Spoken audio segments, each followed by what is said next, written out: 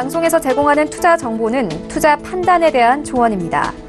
방송에서 제공하는 주식의 가치, 가격 상승 및 가격 하락에 대해서는 방송사에서 보장하지 않습니다.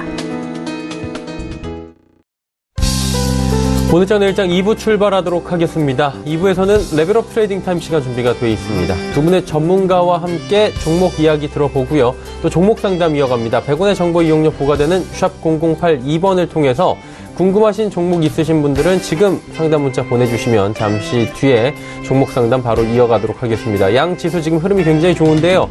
오랜만입니다. 지수 흐름 한번 살펴보도록 하죠. 코스피부터 만나봅니다. 코스피 지수는 2026포인트대까지 올라왔습니다. 1.52% 상승이고요. 급등 흐름들 유지하고 있습니다. 하루간의 흐름들 살펴보도록 하죠. 사실 장 초반부터 급등은 아니었습니다. 장 초반에 오히려 1988포인트대까지 밀려 내려가면서 1990선도 밀렸습니다. 하지만 이후에 바로 조금씩 회복하기 시작했고요. 오후 들어서 반등이 제대로 나오고 있습니다. 오후 들어서 급등장으로 지금 전환이 돼 있는 상황인데 수급 주체 만나보도록 하죠. 기관만 삽니다. 기관이 4,868억 원. 특히나 기관 가운데에서는 지금 전 주체가 골고루 사고요. 연기금의 매수 물량이 많이 들어오고 있는 상황입니다. 개인 팔고요. 외국인도 삽니다. 외국인의 매수는 오늘도 들어오지 않고 있네요. 다음 살펴보도록 하죠. 코스닥은 2%대의 급등 흐름으로 전환이 됐습니다. 643.53포인트, 13.83포인트나 올라가면서 급등장 연출하고 있는 상황입니다. 자, 하루간의 흐름들 살펴보도록 하죠. 코스닥 역시 620 아래에서 움직이기 시작했습니다. 하지만 이후에 바로 상승 전환이 됐고요. 급등장으로 오후 들어서 다시 전환을 했습니다. 지금 역시나 2%가 넘는 기술적 반등 구간에서 확실하게 반등이 나와주고 있습니다. 다음 살펴보도록 하죠. 수급 보시면 기관 외국인 순매수하고요. 기관 투자자 1,168억 원, 외국인은 1,342억 원 삽니다. 개인은 2,472억 원 매도하면서 양시장 모두 개인이 매도하고 있습니다. 원달러 환율의 흐름 짚어보도록 하죠. 변동이 많이 없습니다. 1원70전 내려가면서 원화 강세 흐름 오랜만에 나타내주고 있습니다. 금일본 방송에서 제공해드리는 정보는 투자 판단에 대한 조언일 뿐입니다. 해당 주식의 가치와 수익률을 보장해드리지 않는다는 점 참고해 주시길 바랍니다. 마감 전략 함께 하도록 하겠습니다. 메리츠증권증권 영업부의 권홍섭 대리입니다. 안녕하십니까? 네, 안녕하십니까? 예, 대리님, 오후장 들어서 시장이 확실히 변동이 생긴 것 같습니다. 급등장으로 양시장 모두 전환을 했는데 오늘 시장의 흐름 짚어주시고요. 남은 시간 전략 함께 들어볼까요? 네, 오늘 우리나라 증시는 장 초반에는 약간 약보합 정도의 수급을 좀 보였다가 오후장 들어가면서 급하게 이제 상승이 나타나고 있는 상황입니다. 일단은 미국 상무부가 어저께 현지 시간으로 이제 중국에 대한 반도체 회사의 수출 제한을 발표를 했는데요. 일단 미국 안보에 위협이 된다는 이유로 미국 기업의 수출 제한을 시행할 것이라고 발표를 했습니다. 이에 따라서 삼성전자와 SK하이닉스가 반사 이익에 대한 기대감을 상승을 하고 있는데요. 그래서 이제 삼성전자와 SK하이닉스가 이제 3% 이상 이제 급등이 나오는 상황이고, 거기에 이제 반도체에 관련된 업종들이 대거 상승을 하는 이런 모습들이 나타나고 있습니다. 일단 미중 무역 분쟁에 대한 장기 조짐이 또 나타나고 있을 것으로 예상이 되고 있는데요. 미국이 중국에 대한 규제를 지속적으로 하는 것으로 판단했기 때문에 미국 무역 분쟁의 장기화에 대한 관측이 나타남에 따라 달러 인덱스가 전일보다 96.69포인트를 기록을 하고 있습니다. 일단은 시장이 어느 정도 진전이 돼야 된다고 보여지고 있는데요. 수급적으로 개인이 영업일간 1조 9천억 투매를 하면서 이러한 수급적으로 외국인이 기관과 수급적으로 개인의 물량을 받았기 때문에 그런 부분에서 상승할 여지가 있다, 이렇게 보시면 될 것 같습니다. 일단 코스피는 기술적 분석상 1950선까지 하락이 열려 있습니다. 따라서 2차 하락 리스크가 있기 때문에 월봉 120개월선을 지키는 것을 좀 관심 있게 보시면서 어느 정도 2차 하락에 대한 가능성을 염두해야 되는 상황이고요. 11월 6일 중간선거 이후에 상승을 토대로 매수 관점으로 봐야 하기 때문에 리스크 관리 차원에서 분할 매수를 하시면 될 것 같습니다. 코스닥의 경우에는 이제 600선까지 붕괴 우려가 있지만 만약에 600선이 붕괴가 된다면 580선 지지 여부를 확인을 하시면 될 것 같습니다. 600선 이하부터는 분할 매수를 해야 되는데요. 주독 섹터는 역시 바이오와 2차 전지 위주로 적극적으로 관심 있게 봐야 할 필요가 있겠습니다. 네, 그러면 남은 시간에 저희가 지켜볼 만한 종목이나 업종 보이십니까? 네, 오늘 이제 이러한 급락장과 변동성이 심하기 때문에 그 가운데서도 좀 내수주 음식료 업종인 CJ제일제당을 소개해 드릴까 합니다. 동사의 주가가 최근에 이제 부진했던 이유로는 미국의 시완스라는 회사를 인수에 대한 불확실성이 있다고 보여지고 있는데요. 미국 식품사 시완스는 매출 3조 원인 냉동식품 전문 회사로서 미국 시장 내 점유율 순위를 1, 2위를 차지하고 있는 회사라고 보시면 될 것 같습니다. 미국에 있는 이 회사를 인수를 통해서 CJ제일제당이 가지고 있는 브랜드인 비비고와 같은 동사의 브랜드를 유통할 수 있는 것으로 판단이 되고 있고요. 이러한 미국 시장 점유율을 이제 자회사 브랜드에 대한 점유율을 높게 하면서 거기에 대한 성장 발판으로 마련할 것으로 보여집니다. 따라서 이 스완스라는 회사의 인수가 확실시 결정이 된다면 경영에 대한 불확실성 제거와 그리고 장기적인 시각에서 성장할 것으로 판단이 되고 있습니다.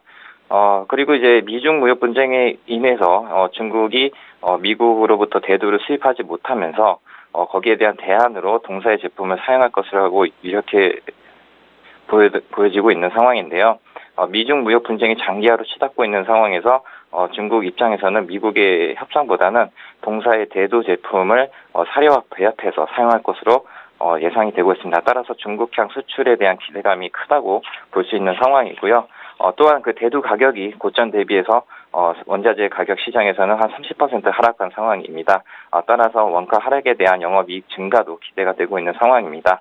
따라서 가격적인 전략을 좀 말씀드리자면 목표가는 37만 5천 원 그리고 손절가는 30만 8천 원 정도 잡고 매매하시면 될 것 같은데요. 오늘 종가 부근쯤에 매수하시는 것을 추천드리고 싶습니다. 네, CJ제일제당 오늘 종가 매수를 추천해 주셨습니다. 오늘 말씀 잘 들었습니다. 네, 감사합니다. 메리츠증권증권 영업부의 권홍섭 대리와 함께했습니다.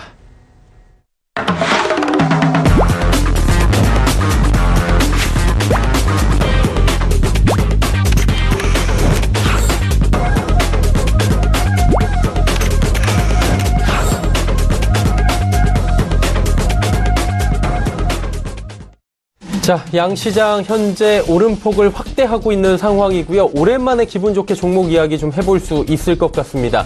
두 분의 전문가와 함께하는 시간, 레벨업 트레이딩 타임 시간이 돌아왔습니다. 함께하시는 분들 바로 소개해드립니다. 모스트인베스트먼트 오창록 차장, 스토코리아의 김태성 팀장과 함께합니다. 두 분 어서 오세요. 안녕하세요. 안녕하십니까. 네. 오창록 차장의 종목 먼저 들어보도록 하겠습니다. 어떤 종목 들어볼까요? 네, 제가 오늘 첫 번째로 소개해드릴 종목은 SFA라는 종목입니다. 동사 같은 경우는 이제 디스플레이 제조 장비 사업과 이제 물류 시스템 사업 그리고 공정 자동화에 관련된 시스템 사업을 영위하는 기업입니다.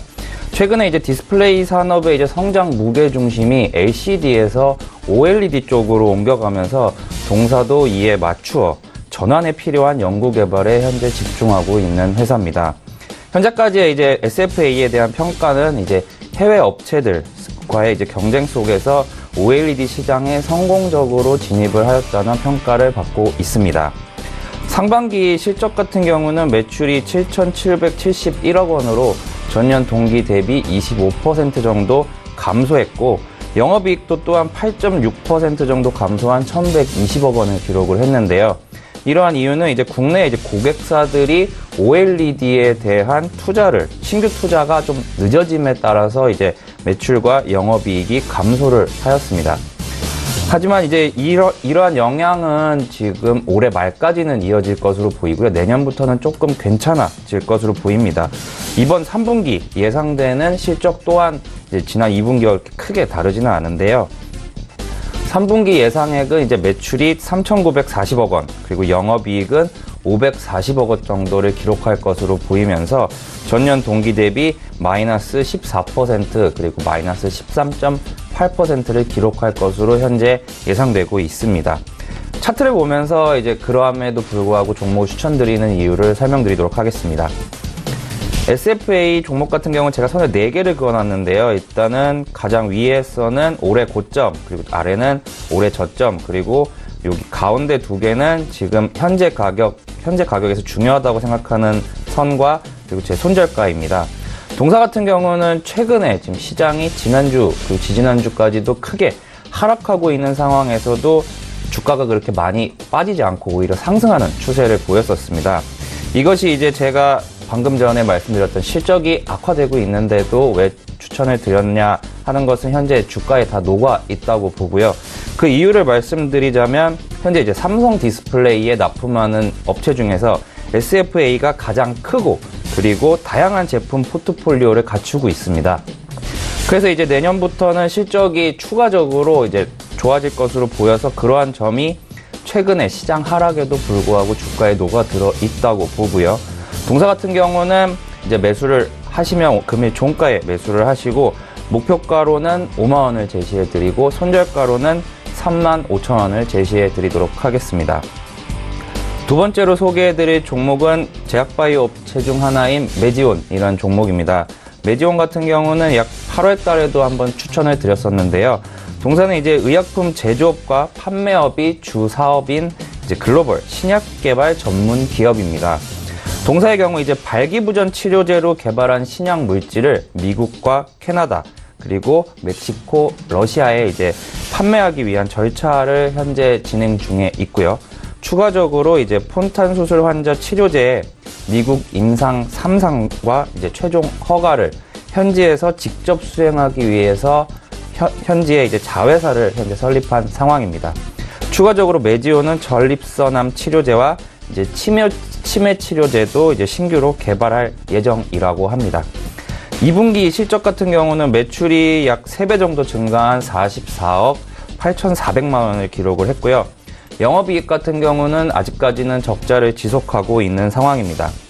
이에 따라서 동사는 지난 8월에 이제 재무구조 개선을 위해서 자사주 15만 주를 처분하는 결정을 내렸었습니다. 차트를 보면서 설명을 드리도록 하겠습니다. 메지온 차트 같은 경우는 올해 어떻게 보면은 최근에 하락이 조금 있었지만 그렇게 많이 하락했냐라는 식으로 메지온의 주가는 아직까지는 그렇게 큰 타격을 받지는 않은 상황처럼 보입니다. 약간은 차트를 좀 확대를 해보겠습니다. 지난 8월 달에 이제 재무구조 개선을 위해서 이제 자사주를 처분하기로 결정을 하였고요. 이후에 이제 급등세를 기록하면서 이제 52주 신고가를 지난 9월 달 말에 기록을 했습니다만 이제 시장 상황이 악화가 되면서 이제 동사도 하락을 했지만 제가 여기 딱 선을 그어 놓은 7만 5천 원 선을 아직까지는 지지를 해주고 있습니다. 공교롭게도 이제 오늘 시장 반등이 좀 나옴에 따라서 동사의 저점은 이 부분이 될 것 같고요. 다시 한번 상승을 한다면 기존의 고점이었던 97,300원을 충분히 돌파할 수 있다고 생각이 됩니다. 그래서 매수가 같은 경우는 금일 종가를 제시해 드리고 목표가로는 95,000원 그리고 손절가로는 7만 원을 제시해 드리도록 하겠습니다. 세 번째로 소개해 드릴 종목은 젠벡스란 종목입니다. 젠벡스는 기본적으로 이제 반도체와 디스플레이에 쓰이는 코팅 수지를 제조하는 업체입니다. 하지만 이러한 본업이 이제 반도체 소재업임에도 이제 동사가 100% 지분을 가진 이제 자회사입니다. 카일 젠벡스가 이제 췌장암, 항암 백신을 개발한다는 이유로 바이오 종목으로도 분류가 되고 있습니다. 물론 차트 또한 제약바이오 업종을 좀 따라가는 경향이 좀 큽니다. 그리고 최근에 이제 자회사 지분 인수를 통해서 이제 확보하게 된 이 항암 백신입니다. GV1001이라는 이제 백신은 현재 췌장암과 폐암에 대한 임상 3상을 현재 진행 중입니다. 그리고 지난 9월 17일이었습니다.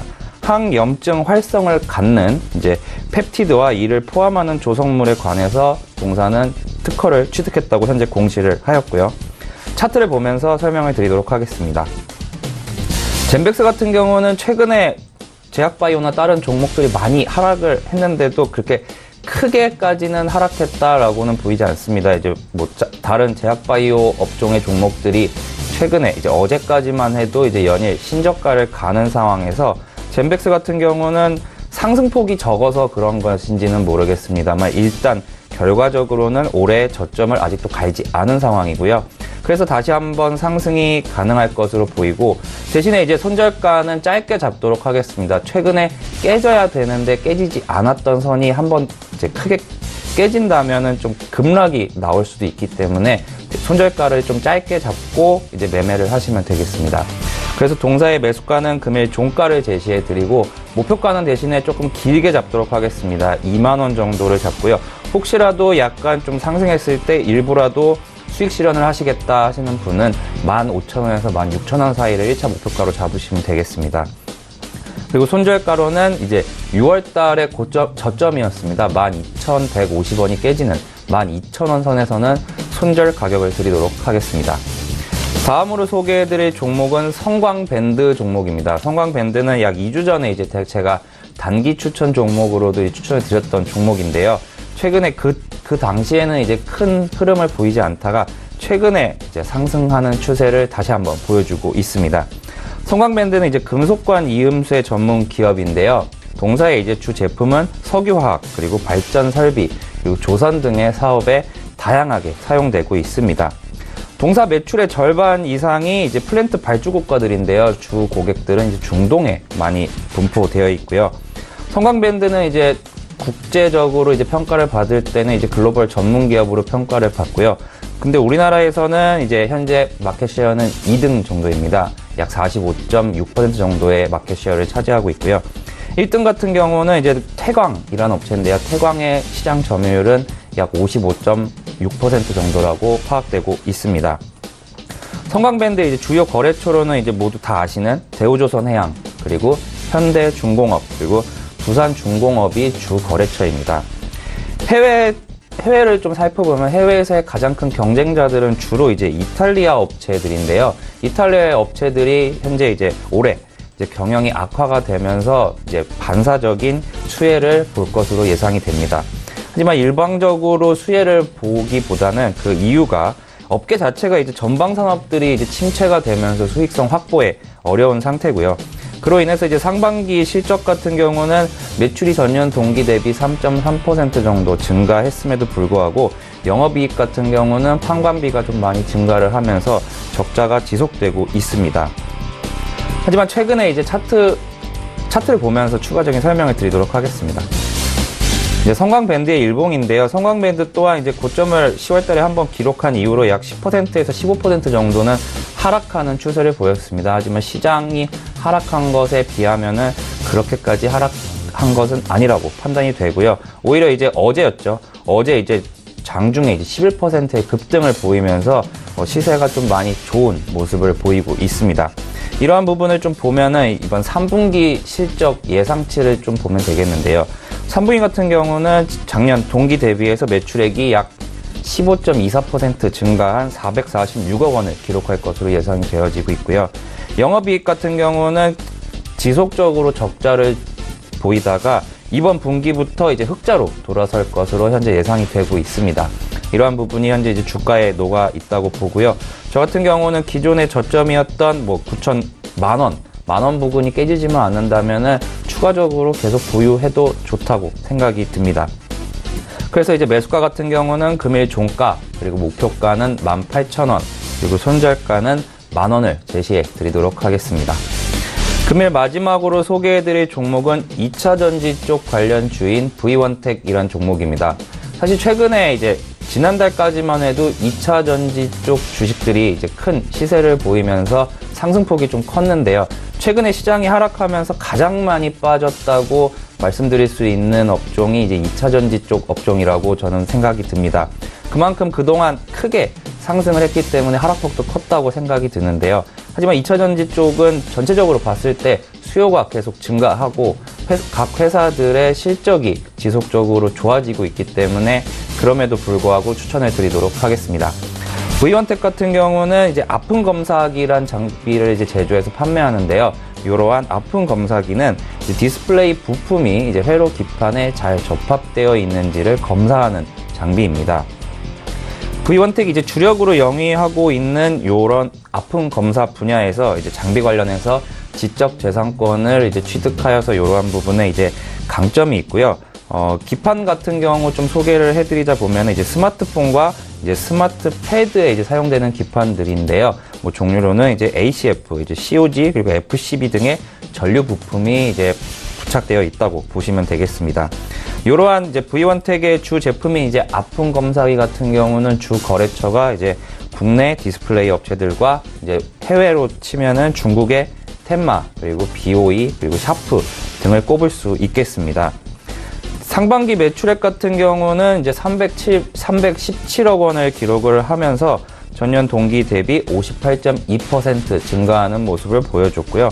순이익 같은 경우도 34% 정도 증가한 86억 원을 기록을 하였습니다. 또한 이제 3분기 실적 같은 경우도 예상치를 좀 말씀을 드리자면 매출액 같은 경우는 전년 동기 대비 44% 정도 증가한 162억 원을 기록할 것으로 예상이 되고요. 영업이익의 경우에도 약 7% 정도 증가한 이제 46억 원을 기록할 것으로 현재 예상되고 있습니다. 차트를 보면서 설명을 드리도록 하겠습니다.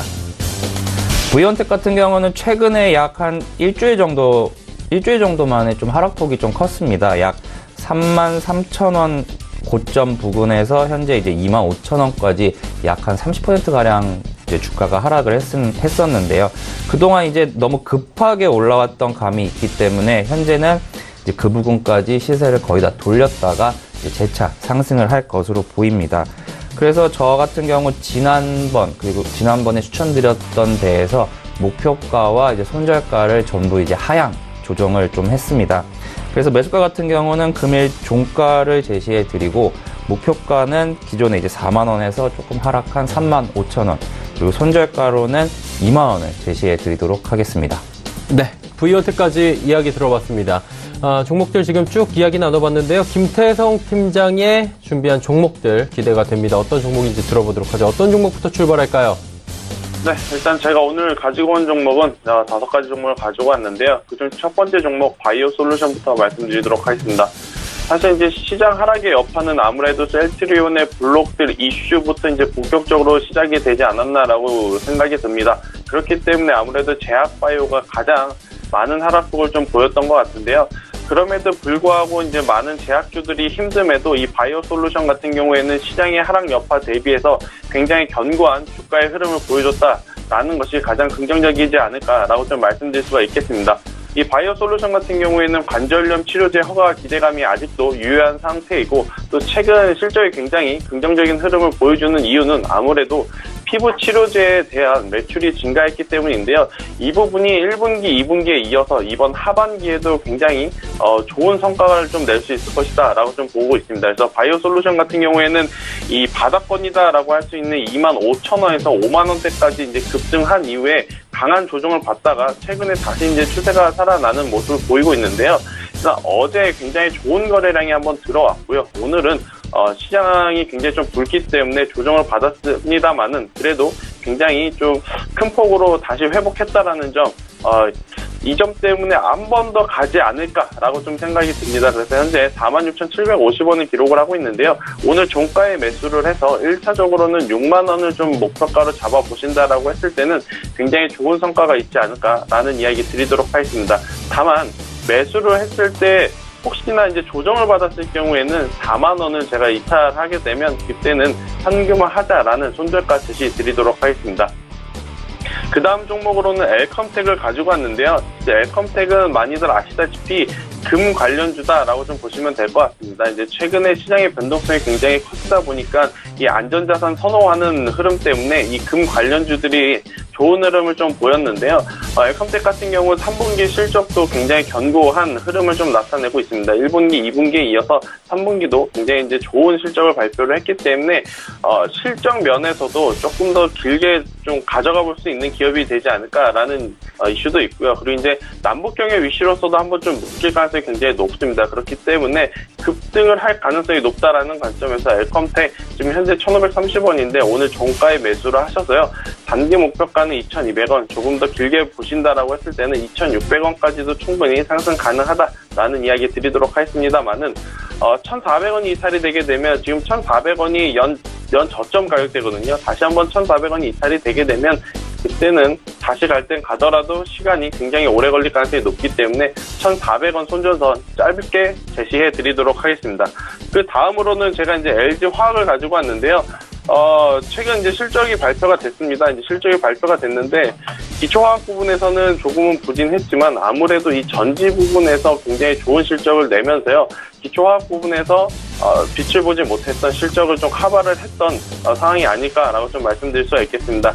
LG화학 같은 경우에는 전기차 배터리의 수요가 증가하면 증가할수록 계속해서 실적이 개선될 가능성이 굉장히 높기 때문에 현재 주가가 33만 9천 원으로 저는 저평가되어 있다라고 좀 조심스럽게 말씀드릴 수가 있겠습니다. 그래서 현재 가격대에 사신다라고 했을 때는 1차적으로는 40만 원까지, 그러니까 단기적으로 제가 승부 보자라는 이야기는 아닙니다. LG화학 같은 경우에는 워낙에 변동성이 작은 기업이기도 하고요.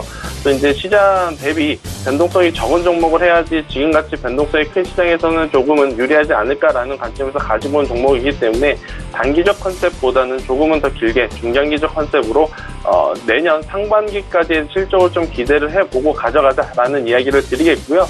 만약 오늘 종가에 매수를 했는데 밀렸을 경우에는 30만 원 이탈, 그러니까 30만 원이 연 저점 가격대입니다. 이번에도 이제 연 저점을 손절가를 좀 제시해 드릴 건데요.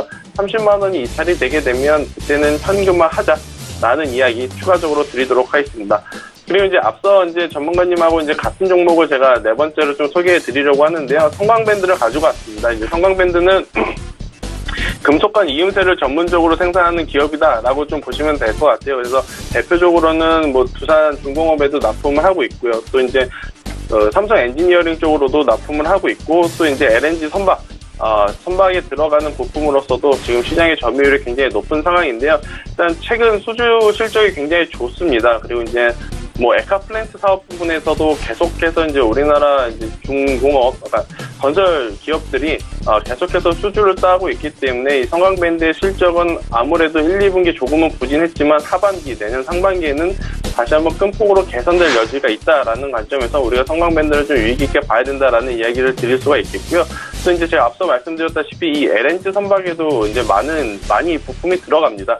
이제 최근 이제 LNG 선박에 대한 공급 부족 현상이 이제 좀 나타나고 있어서 LNG 선박에 대한 이제 발주가 조금 늘어나고 있습니다. 이 발주가 늘어나게 되면 아무래도 거기에 부품을 납품하는 성광밴드의 실적 또한 증가하는 데 있어서 굉장히 긍정적인 요인이기 때문에요.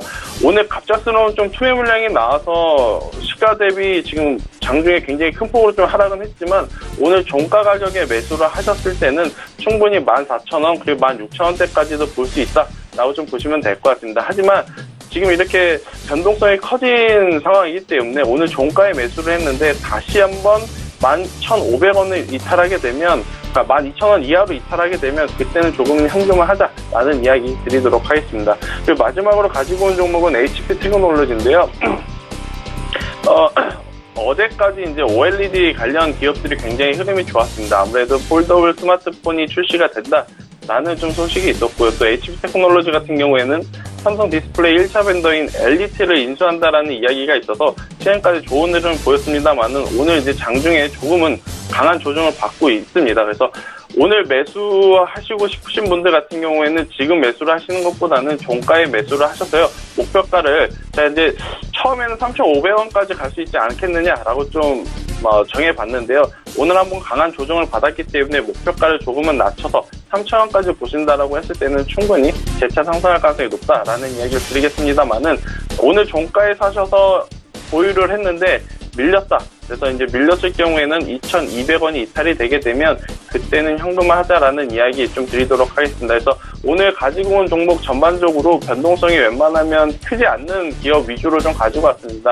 시장의 변동성이 큰데 종목까지 변동성이 큰 기업을 할 필요는 없다라고 보니까요. 천천히 누구보다 한 템포 더 늦게 좀 움직이는 매매 습관을 좀 들이는 것이 조금은 더 안전한 시장이 아닐까 이렇게 말씀드릴 수가 있겠습니다. 네.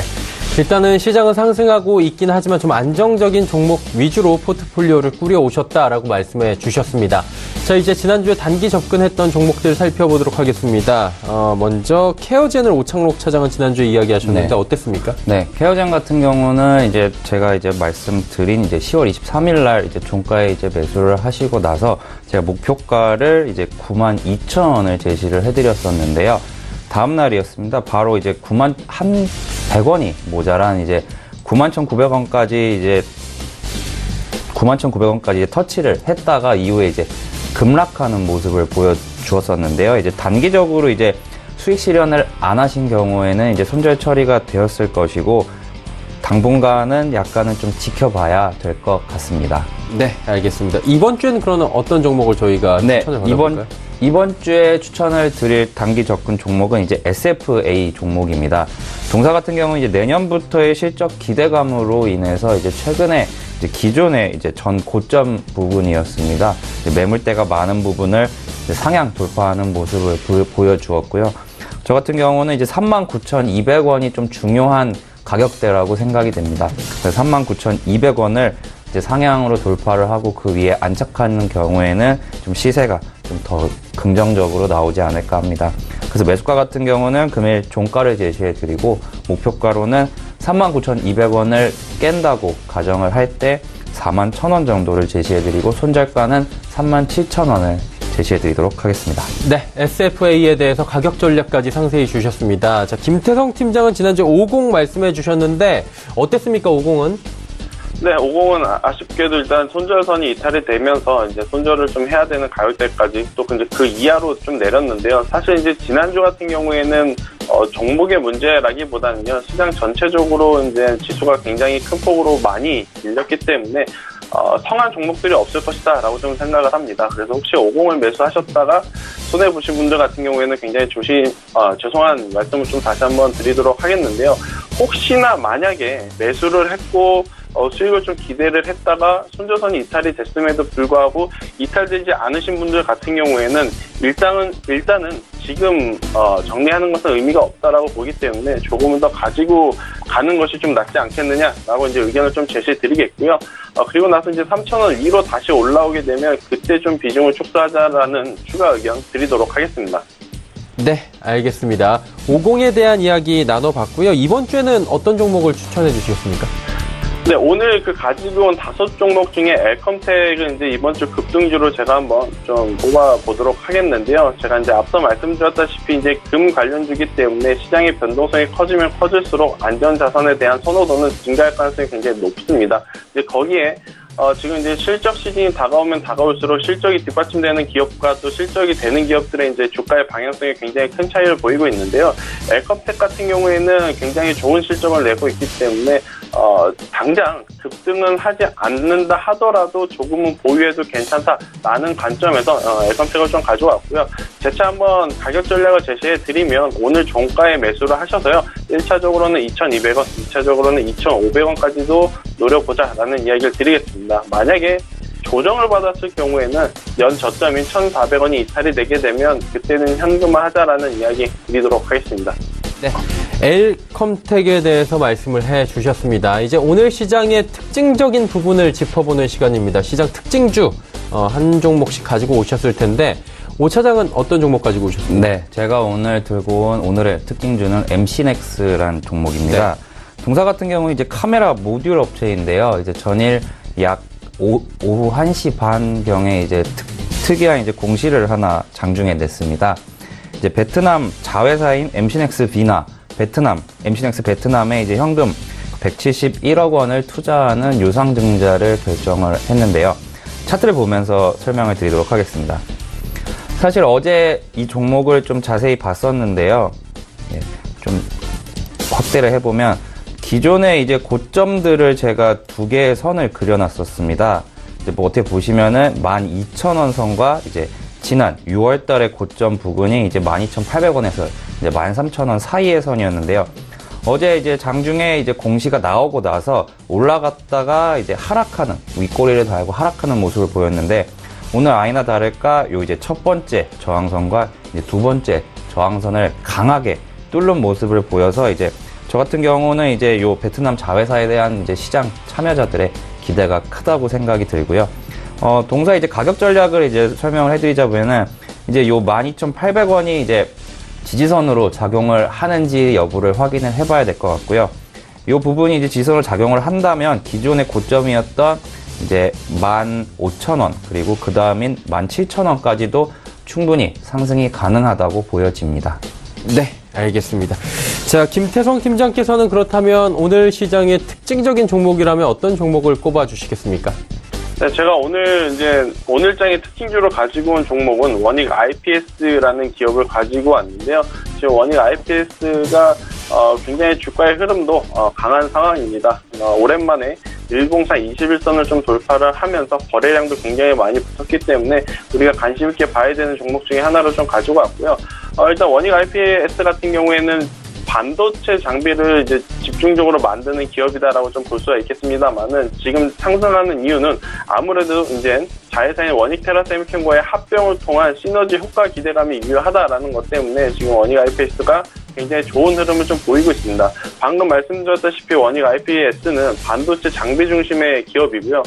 원익 테라세미콘, 합병을 하려는 원익 테라세미콘 같은 경우에는 디스플레이 중심의 기업인데요.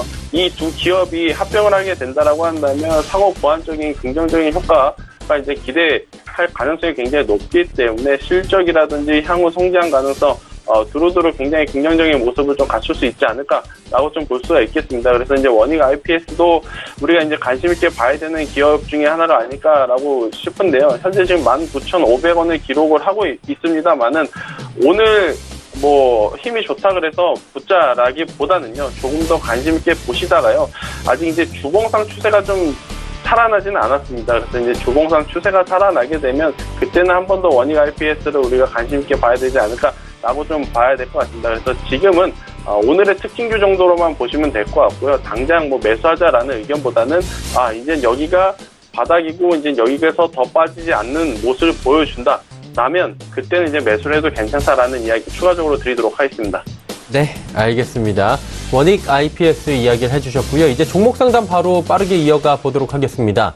100원의 정보 이용료 부과되는 샵 0082번을 통해서 종목 상담들 많이 남겨주셨는데요. 자, 먼저 3796번님의 종목입니다. 대웅이고요. 18,000원에 비중이 40%, 비중이 조금 높은 것 같은데 어떤 전략이 필요할까요? 네. 일단 대웅 같은 경우는 이제 대웅제약, 그리고 대웅바이오, 그리고 손자회사인 이제 한올바이오파마를 현재 소유하고 있는 대웅그룹의 지주사입니다. 하지만 대웅그룹 현재 지금 자회사랑 손자회사를 나열해 드렸는데 이제 제약바이오 회사들이 저희 대부분입니다. 그래서 이제 대웅그룹의 차트 같은 경우에도 어느 정도는 제약바이오 업종이 턴어라운드를 해야 좀 올라갈 것으로 보이고요. 바로 차트를 보면서 설명을 드리도록 하겠습니다. 방금 전에 말씀드린 것처럼 대웅 같은 경우도 제약바이오 업종이 올해 이제 가장 좋았었던 4월달 중순쯤에 이제 고점을 찍은 후에 이제 7월달까지 이제 하락을 했고, 이후에 반등, 그리고 최근에는 이제 최저점을 다시 한번 깼습니다. 현재 이제 주가 수준은 이제 작년 약 9월에서 10월달 수준이고, 어찌 보면은 현재 반등을 해서 이제 올해 저점 수준입니다. 오늘 장 전에 이제 하나의 공시를 냈는데요. 이제 줄기세포 치료제의 독성 시험이 시작이 되었다는 공시였습니다. 그리고 내년 상반기에 임상 진입을 목표로 하고 있다였는데요. 대웅 개별적인 이제 가격 전략으로는 일단 18,000원에 40%의 비중을 매수하셨기 때문에 일단 기존의 고점이었던 9월 달의 고점이었던 약 18,000원에서 19,000원 사이에서는 일부분은 이제 수익 실현을 조금이라도 좀 하셔서 비중을 약간 조절을 하셨으면 좋겠습니다. 이번에 상승을 한다면은 좀 크게 상승을 할 것으로 보이지만, 만약에 다시 한번 요 19,000원 선을 돌파하지 못하고 하락하는 경우에는 지금보다 더 아래로 갈 가능성이 매우 높기 때문에 비중을 좀 줄여 두시고, 이제 최근에 이제 시장이 공포감에 이제 휩싸여 있는 만큼 매매를 조금 조심스럽게 하셨으면 좋겠습니다. 네, 알겠습니다. 대웅에 대해서 가격 전략들 당부해 주셨고요. 다음 종목은 9304번님께서 KMW 24,500원의 비중이 절반 50%입니다. 김태성 팀장님, 진단 부탁드립니다. 네, 일단 시장이 너무 짧은 시간 안에 많은 폭으로 조정을 받았기 때문에 사실 종목 상담을 하기가 굉장히 어려운 시장인 것 같습니다. 일단 KMW 같은 경우에는 매수가가 지금 현재가와의 이제 괴리가 굉장히 크기 때문에 지금 자리에서 정리하는 것은 저는 조금은 무의미하다 봅니다. 다행히도 KMW 같은 경우에는 이제 5G 안테나 부품 관련주로서 앞으로의 향후 성장성은 굉장히 좋기 때문에 조금 더 보유를 하면서요, 시장이 단기적인 반등을 줄 가능성이 굉장히 높습니다. 그게 이제 아마 이번 주가 될 가능성이 좀 높을 것이다라고 저도 예측은 하는데요. 단기 반등을 주면서 2만 원에서 2만 2천 원 이상까지 올라오게 되면 그때는 좀 비중을 절반보다 많은 한 70% 정도의 비중은 아쉽습니다만은 그래도 현금화하는 것이 오히려 더 좋지 않나라는 이야기를 좀 드리도록 하겠습니다. KMW 기업이 좋고 실적이 좋은 것은 누구보다 알지만 주가가 항상 기업이 하는 일이 굉장히 성장성이 있고 실적이 좋다 그래서 가는 것은 아니지 않습니까? 물론 이제 차트의 이제 추세도 이제 빼먹을 수는 없는 부분인데 지금 KMW 다른 것은 몰라도 일단 차트의 추세가 조금 깨졌다라는 것이 부정적인 요인이기 때문에요. 일단은 지금 현재가로 정리하시는 것보다는 조금 더 기다렸다가 조금이라도 오게 되면 그때는 한 70에서 80%의 비중을 정리하고 남은 물량만 보유하자라는 의견 조심스럽게 좀 드려보도록 하겠습니다. KMW에 대한 이야기 남겨주셨습니다. 다음 종목들 또 들어가 보도록 하겠습니다. 0927번님께서 삼화학 콘덴서 8만 원의 비중 20% 어떻게 할지 궁금하다고 하셨는데 오 차장님 어떻게 할까요? 네, 삼화 콘덴서 같은 경우는 이제 국내 유일의 이제 콘덴서 종합 메이커고요. 이제 현재 시장에서는 최근에 많이 상승을 한 이제 MLCC 관련주라고 보시면 되겠습니다. 10월 26일 날 이제 실적을 발표를 했는데요. 매출액 같은 경우는 전년 동기 대비 41% 정도 증가한 740억 원. 그리고 영업이익 같은 경우는 230% 증가한 260억 원을 기록을 했습니다. 추가적인 설명은 차트를 보면서 해드리도록 하겠습니다. 삼화 콘덴서 같은 경우는 보시면 아시겠지만 올해 3월 그리고 4월 달에 약 3만 원에서 4만 원 선에서 고점이 거의 11만 원 선까지 좀 폭등을 했던 종목입니다. 그만큼 MLCC 관련주들이 좀 시장에서 러브콜을 많이 받았다라고 보여지는데요. 이제 산이 깊으면 골이 깊다고 하죠. 그래서 이제 최근에 좀 하락폭이 좀 많이 커서 제가 여기 동그라미를 쳐둔 곳이 있었습니다. 이제 약 5만 8천 원 선인데요. 요 선에서 이제 한번 지지를 받고 반등하는 모습을 보이다가 최근에 이제 어제였습니다. 어제 이제 요 선을 깨면서 이제 하락을 했는데 요 부분에서 한 번 더 하락이 나온다라고 하면은 약 48,500원에서 이제 49,000원까지는 어느 정도 열어두셔야겠다라고 저 같은 경우는 의견을 드리고요. 물론 바로 반등할 수도 있습니다. 하지만 바로 반등을 한다고 해도 기존에 10월 22일, 23일에 고점이었던 약 72,000원 선을 어떻게 돌파하느냐가 좀 중요하다고 볼 수 있겠습니다. 이 부분을 강하게 돌파를 한다면 충분히 이제 9만원 선까지는 상승을 할 수 있을 것 같다라고 보여지지만 혹시라도 이제 반등을 했을 때 그 부분에서 이제 다시 맞고 저항선으로 작용해서 맞고 내려온다면 그때는 이제 어느 정도 손절을 고려해 보심이 좋을 것 같습니다. 네, 알겠습니다. 삼화 콘덴서에 대해서도 상세하게 하나하나 설명을 해주셨습니다. 다음 종목 가도록 하죠. 1101번님께서 성우테크론 5,400원의 비중 30% 회생이 가능할까라고 여쭤보셨는데 김태성 팀장님 어떻습니까? 네, 일단 성우테크론 같은 경우에는 이제 반도체 제조 장비를 생산하는 기업이다라고 말씀드릴 수가 있겠는데요. 사실 6,370원, 즉 이제 고가권을 좀 찍고 조정을 받음에 있어서 거래량이 없었다라는 부분이 조금은 그나마 긍정적인 부분이 아닐까 싶습니다. 일단 성우테크론의 기업의 문제, 기술력의 문제, 실적의 문제로 주가가 이렇게 빠졌던 것은 아니고요.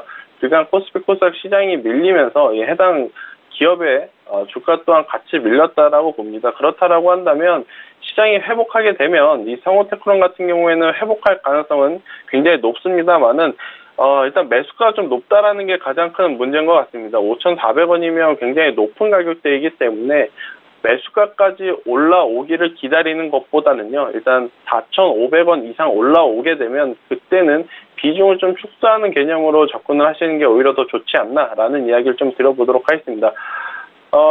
일단 일봉상, 주봉상, 월봉상 추세가 확 꺾인 것은 아니기 때문에 기술적 분석으로 봤을 때 반등 구간은 무조건 나올 것입니다. 그렇기 때문에 지금 현재가로 정리하기보다는요, 기술적 반등 구간이 오게 되면 4,500원 위로까지도 한번 올라올 가능성이 높기 때문에 그때 비중을 축소하자라는 의견 드려보도록 하겠습니다.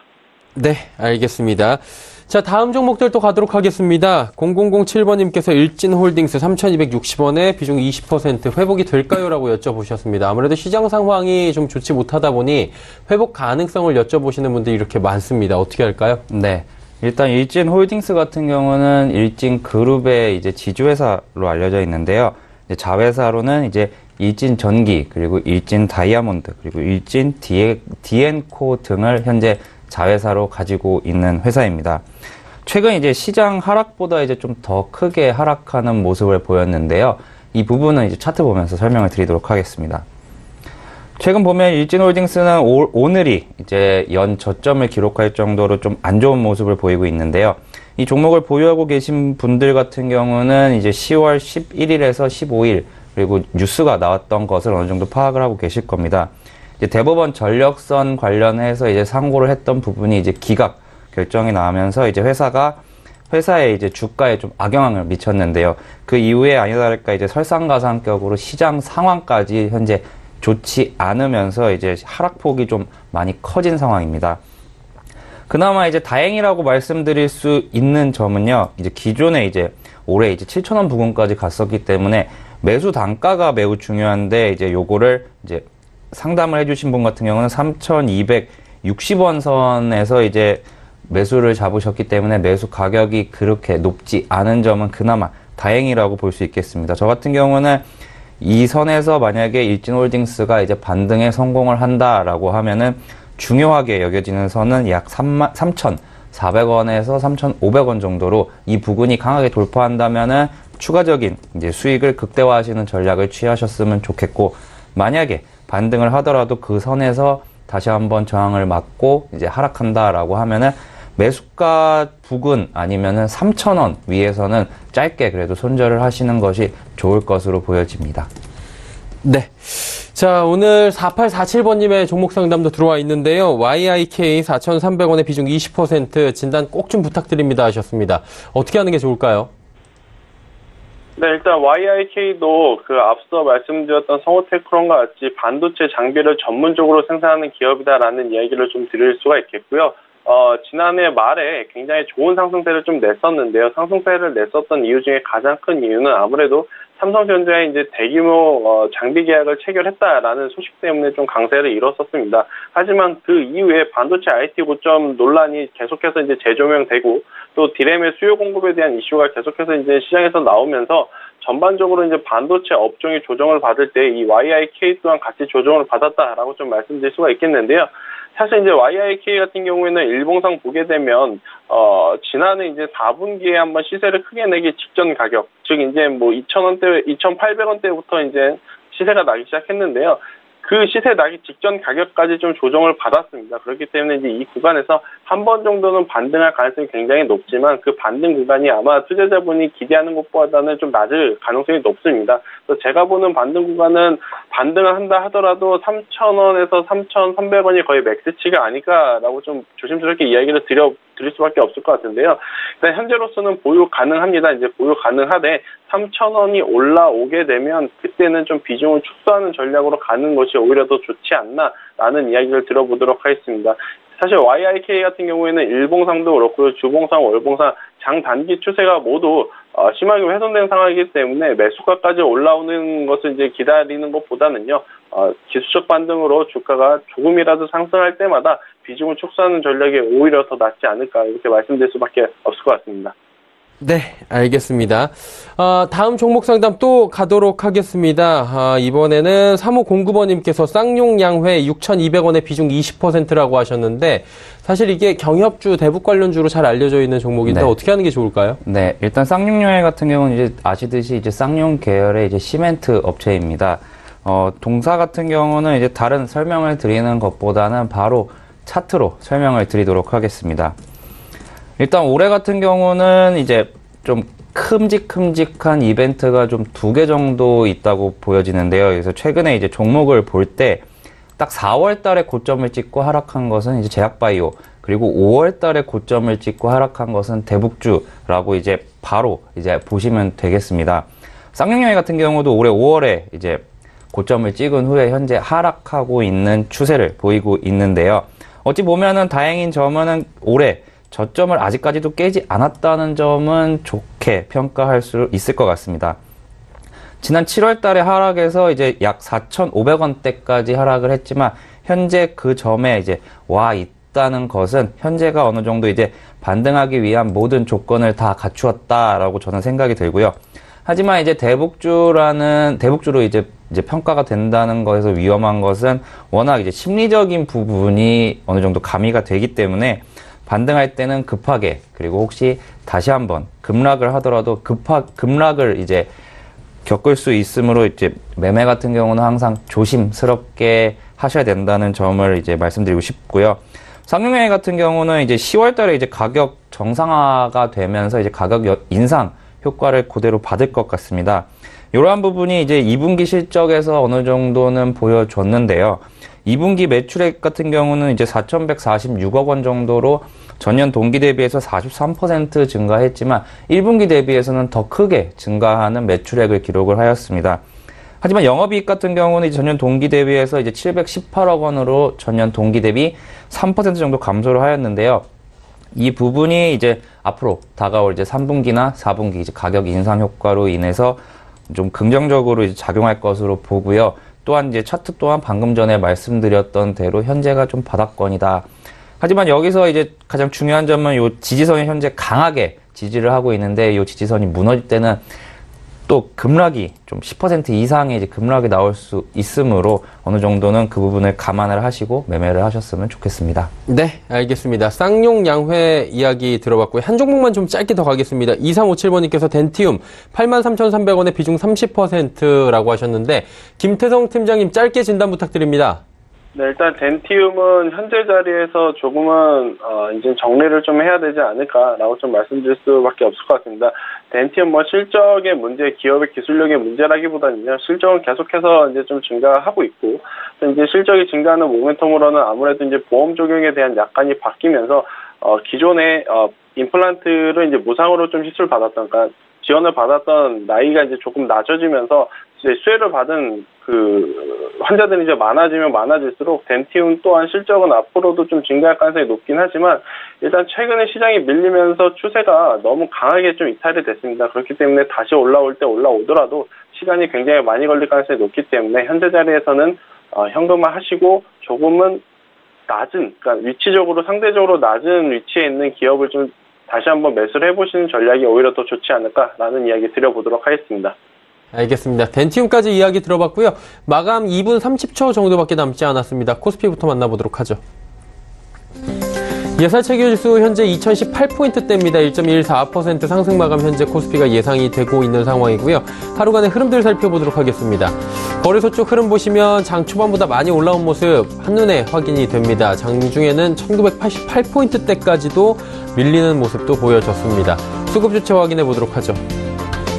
보시면 기관이 사주는데요. 좀 많이 삽니다. 5,267억 원. 오늘 상승의 주요한 건 기관의 매수다라고 보이고요. 연기금이 무려 2,036억 원. 일단 오늘 연기금이 구원투수로서의 역할을 톡톡히 해줍니다. 외국인 개인은 오늘도 팝니다. 다음 살펴보도록 하죠. 일단 기관 쪽에서 전기 전자 업종의 장 초반에 매수가 많이 들어오면서 분위기를 띄워놨고요. 셀트리온, 삼성바이오로직스 급등하는데 특히나 삼성바이오로직스는 40만 원 부근까지 단숨에 올라옵니다. 다음 살펴보도록 하죠. LG화학도 올라가고요. 현대차도 올라가고 삼성물산도 올라가는데 그동안 많이 밀렸던 삼성물산 오늘 오랜만에 3%대의 상승이 나오고요. 포스코와 SK텔레콤은 각각 2%씩 하락합니다. 다음 살펴보도록 하죠. 코스닥은 상승폭이 더 큽니다. 2.37%나 급등하면서 644.65포인트까지 단숨에 올라옵니다. 하루간의 흐름 살펴보도록 하죠. 620선 아래까지 장 초반에 떨어졌습니다. 공포감이 좀 조성이 됐는데 이후에 반등이 조금씩 나오더니 1시 40분 이후부터 급등이 나옵니다. 그리고 640선 위에서 지속적인 움직임이 현재 나오고 있는 상황인데요. 수급 주체 만나보도록 하죠. 여긴 외국인이 같이 매수에 동참합니다. 1171억 원 외국인 순매수, 기관이 1470억 원 사는데요. 기관 전주체가 골고루 사줍니다. 개인만 2638억 원 팔고 있는 상황입니다. 다음 살펴보도록 하죠. 시총 상위주들 보시면 CJENM만 하락하고요. 나머지 종목 다 올라가고 신라젠, HLB가 전일은 하락폭이 컸는데 오늘은 4%, 6%대에 각각 급등이 나옵니다. 다음 6위부터 12종목들 마지막으로 체크해보도록 하죠. 나노스도 올라가고요. 바이로메드 올라갑니다. 특히나 바이로메드 역시 4%대의 급등 나오고요. 스튜디오 드래곤도 3%대까지 상승폭 키워갑니다. 메디톡스 전일 급등 이후에 오늘장에서도 하락에서 상승 전환했고요. 상승폭 조금씩 늘려가고 펄어비스만 오늘장에서 약세 보이고 있습니다.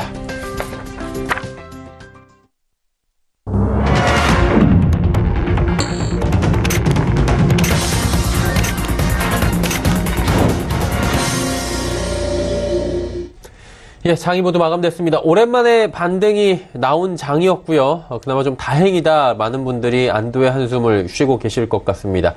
오창록 창님도 마찬가지로 좀 안도의 한숨을 쉬실 것 같은데 어떻습니까? 네, 일단 이번 달 자체죠. 10월 1일부터 어떻게 보면은 9월 달 마지막 거래일부터 현재까지 이제 지수들이 거의 이제 폭락 수준을 보여줬는데요. 이는 이제 2008년도 금융위기 이후로 이제 가장 큰 폭의 이제 하락 때문에 이제 투자자분들이 모두 다 지금 좀 많이 실망하시거나 아니면은 좀 허탈해하고 계실 텐데요. 일단 최근 상황을 보면 이제 어제와 오늘에 걸쳐서 어느 정도 이제 반대 매매 물량들이 좀 많이 나온 것으로 보입니다. 하지만 약간 좀 의아하다고 보이는 점은 외국인들이 이제 코스피는 매도를 하고 코스닥은 현재 매수를 하고 있는 상황인데요. 이 부분을 이제 좀 업종별로 좀 살펴보면은 외국인들이 코스피에서 전기전자 업종과 금융업은 현재 어제에 이어 오늘도 현재 매도를 하고 있는 와중입니다. 그래서 이 부분이 좀 해결이 된다면은 이제 반등을 할 수도 있겠다라고 이제 조심스럽게 예측을 해보고요. 하지만 이제 투자하실 때 좀 조심스럽게 이제 이미 벌어진 것으로 좀 보자면은 코스닥 업종은 어제도 매수 그리고 오늘도 매수 그리고 기관과 외인이 모두 매수한다는 점에서 코스닥 업종에 대해 이제 투자 매력도가 조금은 더 있다고 볼 수 있겠고요. 좀 업종들을 좀 추천해 드리자면 이제 실적 시즌이 끝날 때쯤 돼서 이제 상승할 것으로 보이는 제약바이오 업종이나 아니면 최근에 좀 단기 낙폭이 좀 과대했던 2차 전지 아니면은 5G 쪽으로 이제 좀 신규 매수를 진입하시는 것이 좋아 보입니다. 네, 알겠습니다. 김태성 팀장님은 시장 어떻게 보셨습니까? 네, 일단은 한 번 정도는 브레이크를 좀 걸어줘야 할 때 다행히도 오늘 코스피 코스닥 모두 붉은 양봉으로 조금은 하락폭을 멈췄다라고 표현을 좀 드릴 수밖에 없을 것 같은데요.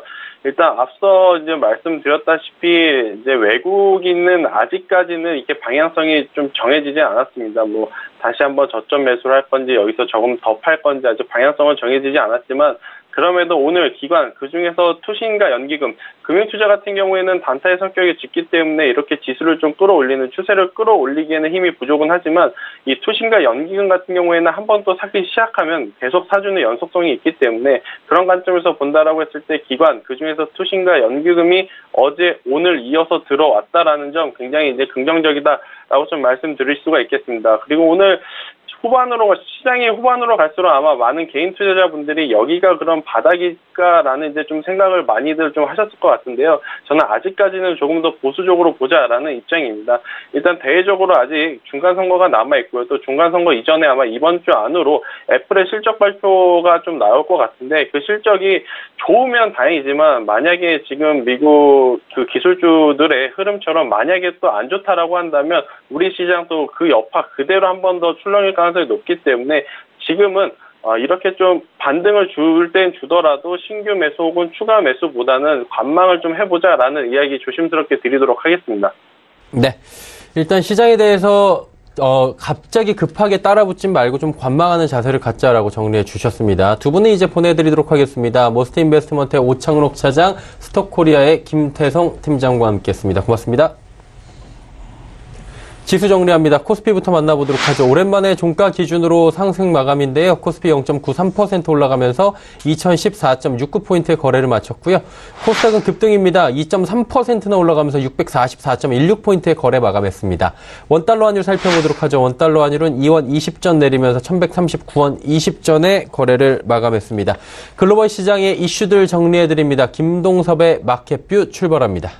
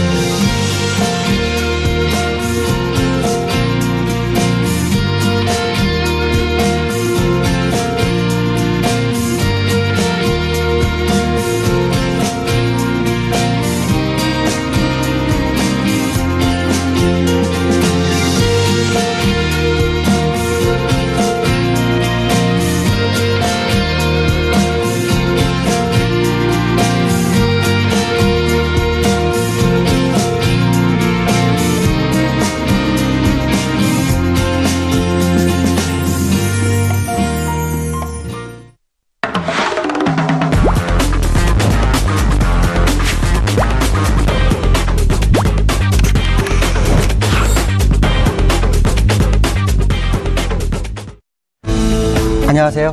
김동섭입니다. 오랜만에 시장이 반등에 성공하는 모습이 나왔죠. 어저께 제가 아직 포기하기는 좀 이르다라는 표현을 썼는데 오늘 일단 반등에 들어왔습니다. 오늘 시장을 정리해보면 약간 차이점이 있어요. 어떤 차이점이 있냐면 외국인들이 선물에서 매도를 했습니다. 약 한 4,200억 정도 매도를 했죠. 실제로는 어젯밤에 2,483개를 매수를 했기 때문에 한 1,500개 정도 매도했다라고 보시면 되겠죠. 그 다음에 현물은 그대로 매도를 유지하고 있습니다. 일단 외국인이 현물을 어제와 오늘 공통점이 하나 있는데요. 매도는 매도지만 꼭 장 초반에는 매수를 들어옵니다. 그러니까 어저께도 들어왔었고 오늘도 들어왔었고, 그러나 결국에서는 매도로 돌변했죠. 그러나 시장이 올라왔는데, 시장이 올라온 것 중에 가장 핵심은 프로그램 매수가 컸고요. 그 다음에 요 근래 기관이 쓸어담고 있죠. 기관이 쓸어담는 과정 속에서 한 달 내내 물량을 사지 않았던 기관이 있습니다. 연기금이죠.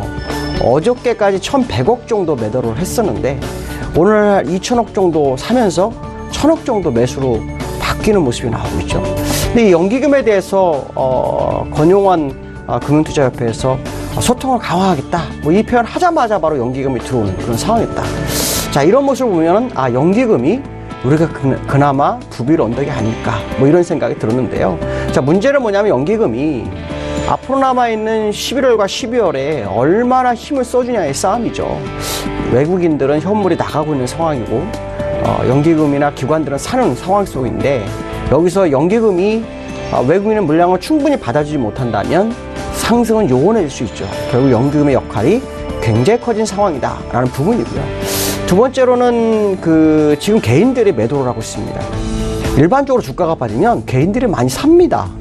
근데 개인들이 매도를 하죠. 아마 손절 물량일 확률이 굉장히 높은데 신용 물량이라기보다는 어쩌면은 스탁론의 물량이 아닐까, 이런 생각도 해봅니다.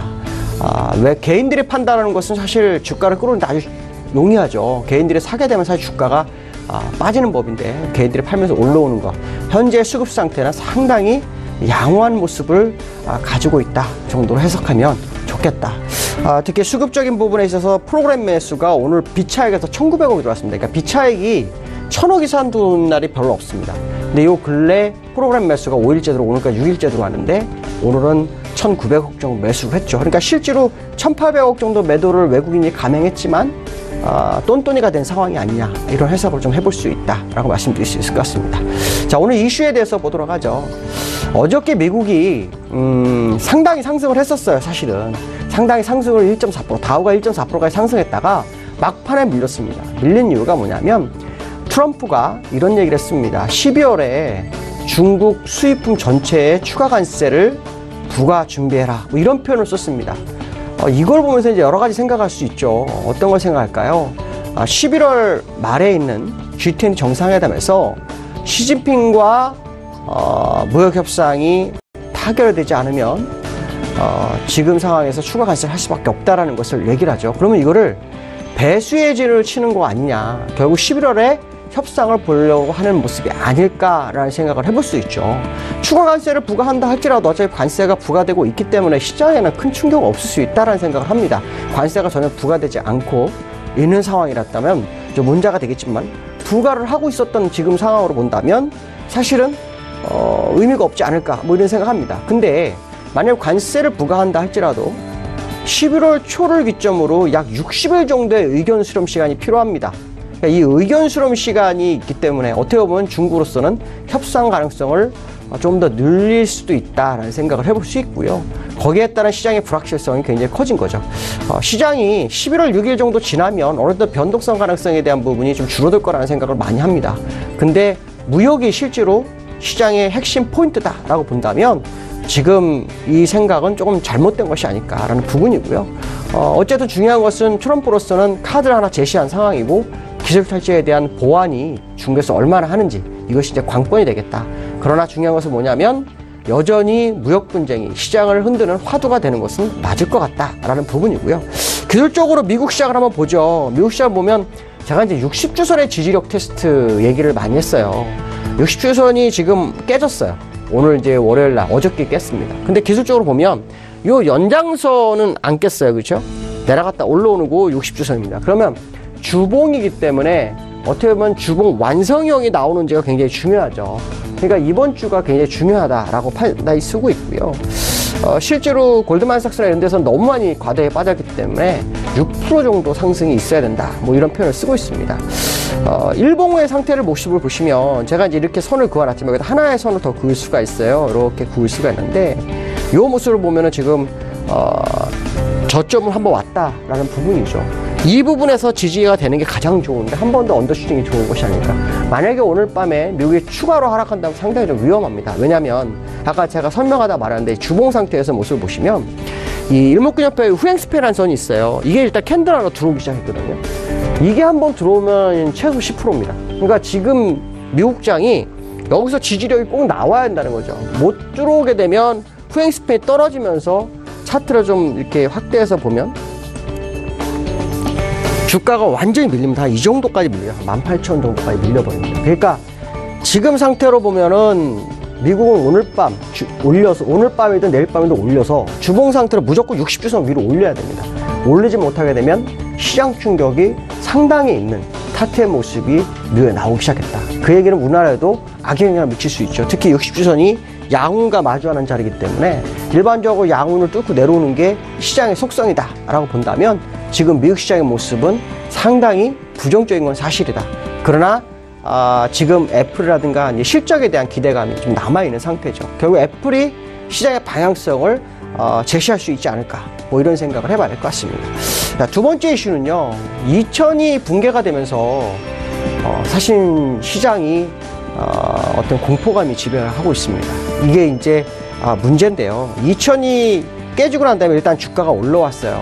올라왔는데 제가 어저께 그런 얘기를 했어요. 이 지금 위치가 제가 그을 수 있는 선은 다 그었다. 이거마저 깨지면 사실 답이 없다. 뭐 이런 얘기를 한번 했던 걸로 기억하는데 지금 기술적으로는 아주 중요한 위치에서 양봉이 나왔어요.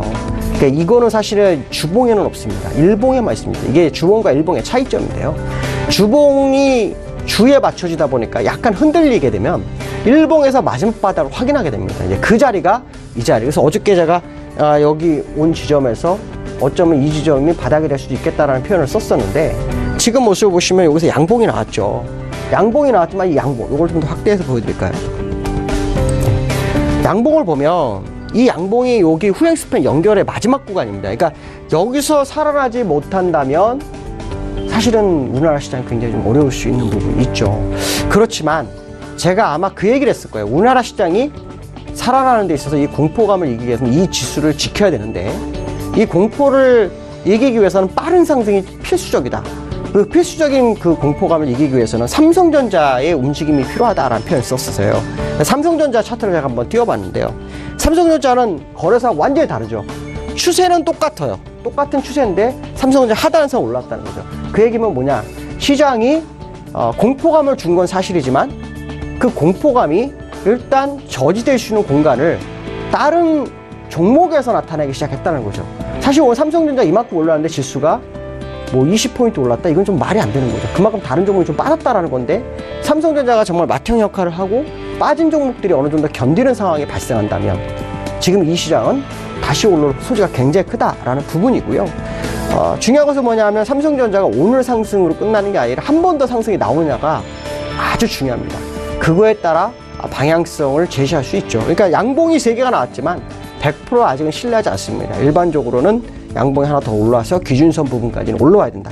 자, 그 가격이 정확하게 보면 43,000원 정도가 됩니다. 그러니까 요 지점까지 올라온다면 사실 공포, 시장을 지배하는 공포감이라는 게 종목에서는 변화가 다르고 시장에서만 느끼는 그런 상황일 것이다. 물론 개별 종목으로 간다면 굉장히 공포감을 느낄 수 있지만 전체적인 흐름의 시장의 모습을 본다면 이 공포감은 제한될 수 있다라는 생각을 해봐야 될 것 같습니다. 자, 세 번째로 이제 시장 대응에 대한 얘기를 좀 해보겠습니다. 제가 어저께 말씀드린 2039포인트 회복 관건이다 뭐 이런 표현을 썼는데 2039라는 게 사실 일봉에는 없습니다. 주봉에 있습니다. 주봉에. 왜냐하면 추세를 이탈을 주봉을 한 상태예요. 주봉이 추세 이탈을 했다? 그러면 이제 중요한 것은 뭐냐면 모든 투자가들은 큰일 났다라고 생각합니다. 근데 이제 일봉에서는 또 한 번의 지지선을 한 번 더 줍니다. 근데 그 지지선에서 올라왔을 때 주봉 회기선이 나와야 되죠. 그게 2039 정도가 됩니다. 그렇다면 두 가지로 시장을 볼 수 있습니다. 2039가 빠르게 회복된다면 2180까지를 열어두고 보는 게 맞고요. 만약에 회복하지 못하고 1980 밑으로 떨어지게 되면 일단 시장의 매수 관점을 약간 접어야 된다는 생각을 많이 합니다. 그만큼 리스크가 리스크 관리까지도 필요한 시점이 다가오는 그런 상황이 아닌가라는 부분인데요. 지금 이 시장에서 연기금이 시장에 등장했다라는 거, 자, 그 부분은 우리가 앞으로 연기금의 행보를 계속 지켜봐야 되는 11월이 될 거다라는 것을 우회적으로 알려주고 있고요. 또 하나는 외국인들이 4조 5천억, 오늘까지 해서 4조 7천억 정도 매도가 나가는데 이 물량이 어느 정도 다시 시장으로 진입하는지가 관건이 같습니다. 선물을 매수하고 프로그램 매수 땡기는 그런 상황이었었는데 오늘 선물을 매도했죠. 근데 프로그램 매수는 들어오고 있어요. 그렇다면 결국 현물에서도 매수 의미가 나타나지 않겠나라는 부분이 11월에서 아주 중요한 관전 포인트가 될 것 같습니다. 어려운 시장이지만 그래도 버텨주는 시장에 감사하며 내일을 또 바라보도록 하겠습니다. 오늘 여기까지 하겠습니다. 감사합니다.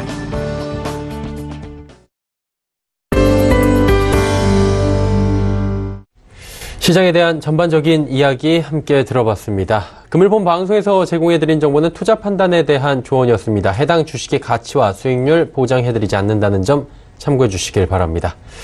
오늘장 내일장 저희가 준비한 소식은 여기까지입니다. 편안한 저녁 시간 보내시길 바랍니다. 저희는 내일 오후 2시에 더욱 알찬 소식을 들고 찾아뵙도록 하겠습니다. 함께해 주신 여러분 고맙습니다.